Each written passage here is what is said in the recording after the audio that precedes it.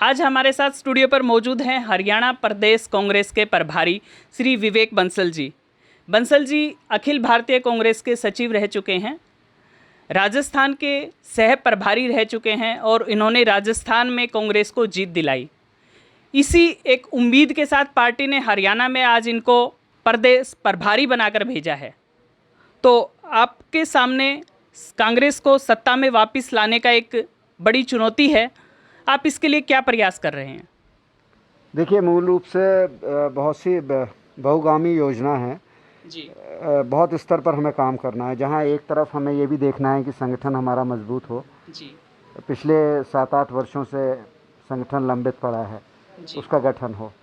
जो समर्पित कार्यकर्ता हैं, संघर्षशील हैं और निष्ठावान हैं, उनको हम उसमें संगठन में जगह दें। तो एक तरफ तो हमें संगठन मजबूत करना है, उसका जो सीक्वेंस है, उसका जो परिणाम स्वरूप हमें फिर सड़कों पर भी आना है। जो ख़ास तौर से जो भारतीय जनता पार्टी की, चाहे वो प्रदेश स्तर पर हो, चाहे वो केंद्र के स्तर पर हो, जिस तरीके की जनविरोधी इनकी नीतियां हैं, चाहे वो महंगाई की बात हो, चाहे वो कोविड का जो जिस तरीके से इन्होंने प्रबंधन किया और प्राथमिकताएं इनकी अन्य रहीं।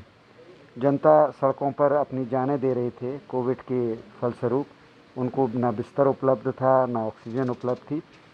और सूक्ष्म ये है कि चारों तरफ इस सरकार की आक्रामकता देखने को मिल रही है, अक्षमता देखने को मिल रही है।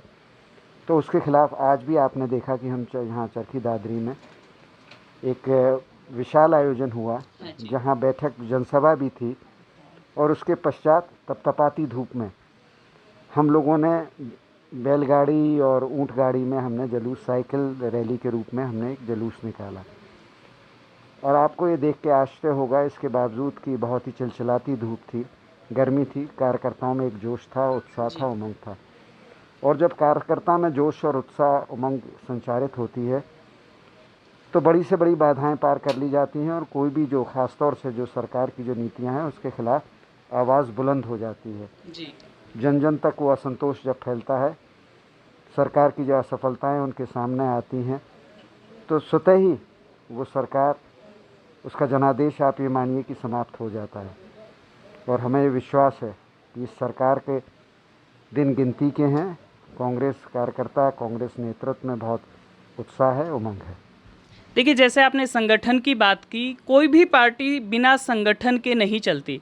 बिना संगठन ना तो कार्यकर्ताओं में जोश होता है और ना ही पार्टी वो मुकाम हासिल कर पाती है जिस मुकाम पर उसे पहुंचना चाहिए। बिना संगठन के पार्टी का जो एक कार्यकर्ता होता है वो किसी एक नेता विशेष के पीछे ही इर्द गिर्द चक्कर काट के रह जाता है और नेता भी एक पार्टी के लिए एक छोटा सा एक नुमाइंदा बनकर रह जाता है। तो संगठन को मजबूत करने के लिए आपकी क्या योजनाएं हैं? देखिए, मैंने आपसे कहा ना कि संगठन को मजबूत करने के लिए हम संगठन का गठन कर रहे हैं, उन कार्यकर्ताओं को और उन चिन्हित कर रहे हैं जो समर्पित हों, जो संघर्ष करने की जिनमें क्षमता हो और जो अनुशासित हों, उनको हम स्थान देंगे। यह वर्ष था 1988 का। कांग्रेस के एक बड़े दलित नेता जो सिरसा लोकसभा क्षेत्र से सांसद थे, उनका निधन हो जाता है। उस वक्त उपचुनाव की तैयारी होती है। उपचुनाव में कांग्रेस एक 26 वर्षीय दुबली पतली लड़की जो सिविल सर्विस की तैयारी कर रही थी, उसको चुनावी रण में उतारती है, लेकिन उन्हें असफलता हासिल होती है। लेकिन उसके बाद उन्होंने राजनीति को ही जनसेवा का माध्यम बना लिया और उसके बाद वो लगातार 4 बार सांसद बनी, 3 बार वो केंद्रीय मंत्री भी रह चुकी। आज वो हरियाणा ही नहीं, पूरे भारत की एक जानी मानी महिला नेत्री हैं। जी हाँ, हम बात कर रहे हैं कुमारी शैलजा जी की, जो आज हरियाणा की कांग्रेस की प्रदेश अध्यक्ष हैं। मैम, आपका स्वागत है हमारे चैनल पर। बहुत धन्यवाद। मैम, जैसा कि आपको कांग्रेस का अध्यक्ष बनाया गया है, आप पहली महिला अध्यक्ष भी हैं, आपके सामने सबसे बड़ी चुनौती 10 साल से सत्ता से बाहर रही कांग्रेस को वापस सत्ता में लेकर आने की है। इस चुनौती को आप किस प्रकार से देखते हैं और क्या इस चुनौती को आप सफल कर पाएंगे? आपने 3 बार चुनौती शब्द का इस्तेमाल किया। जी। मैं इसे चुनौती नहीं समझती, ये एक मौका मिला है जो कांग्रेस पार्टी ने मुझे दिया है, जी और ये मौका हमारी पार्टी को मिला है और हरियाणा की जनता को मिला है। जी हम सभी लोग मिलकर कांग्रेस पार्टी को मजबूत भी करेंगे और दूसरी ओर जो हरियाणा की जनता की जो उम्मीदें हैं जी उन पर खरा उतरेंगे। तो ये एक मौका मिला है हमें, जिसमें हमने सब ने मिलजुल कर, महिलाओं ने, पुरुषों ने, युवाओं ने, सब ने मिलजुल कर, और चाहे कोई भी वर्ग हो, दलित वर्ग हो, पिछड़ा वर्ग हो, जी किसान है, मजदूर है, व्यापारी हैं, हाँ। बिजनेसमैन हैं, सभी हैं, सभी को हमने साथ लेकर चलना है। और उनकी जो आज दिक्कतें हैं, तकलीफ़ें हैं इस भारतीय जनता पार्टी सरकार के नीचे, जी। इनकी गलत नीतियों के नीचे, चाहे वो मोदी सरकार हो और चाहे हमारे हरियाणा राज्य की भारतीय जनता पार्टी खट्टर जी की सरकार हो, आज के दिन आप देख रहे हैं कि सारे लोग सड़क पर उतरे हुए हैं और उन्हीं की आवाज़ बनकर कांग्रेस पार्टी भी सड़क से लेकर सदन तक उनकी लड़ाई लड़ रही है।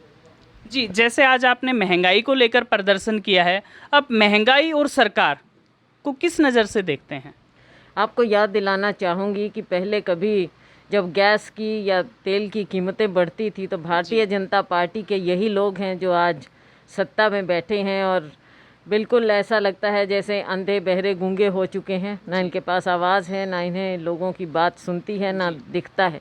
ये कपड़े उतार उतार कर विरोध प्रदर्शन किया करते थे, और आज ये आलम हो गया है कि इनकी ज़बान नहीं खुलती है और आम लोगों का दर्द इन्हें दिखता नहीं है। जनता में हाहाकार मची हुई है। इतने, चाहे आप किसी भी वर्ग को ले लीजिए, हमारे पास, हम यहाँ आज दादरी में बैठे हैं, लेकिन पास ही में आप देख लीजिए जड़ में कितलाना पर कैसे किसान मजदूर गर्मी में बैठे, धूप में बैठे। तो चाहे कोई भी मुद्दा हो, हर मुद्दे को लेकर हम, हमारी नेता सोनिया गांधी जी के और राहुल गांधी जी के इशारे पर, निर्देश पर हम जनता की बात को उठाते रहें और उठाते रहेंगे। जो आज आपने प्रदर्शन किया है, उस प्रदर्शन का सरकार पर क्या असर पड़ेगा? देखिए, सरकार को चौकन्ना करना हमारा काम है। हम मुख्य विपक्षी दल हैं और लोगों की आवाज़ भी हमको ही बनना है, और लोग हमारी ओर देखते हैं। आज के दिन अगर कोई विकल्प नज़र आता है तो वो कांग्रेस पार्टी नज़र आती है। लोगों को लगता है कि कांग्रेस की जो सरकार थी तब से अब तक क्या फ़र्क पड़ा है, और आगे उम्मीदें भी हैं तो कांग्रेस पार्टी से हैं, क्योंकि कांग्रेस ने हमेशा गरीब का, किसान का, सभी वर्गों का साथ दिया है, और आगे विकल्प केवल कांग्रेस पार्टी हो सकती है। धन्यवाद मैम। जैसा कि मैम ने बताया कि सत्ता वापसी एक चुनौती नहीं है, कांग्रेस वास्तव में ही सत्ता हासिल करेगी, और आज का जो महंगाई का प्रदर्शन है इससे सरकार ज़रूर जागेगी। इसी उम्मीद के साथ बने रहिए हमारे चैनल के साथ, और हमारे चैनल को लाइक, सब्सक्राइब और कमेंट करना ना भूलें। Thank you.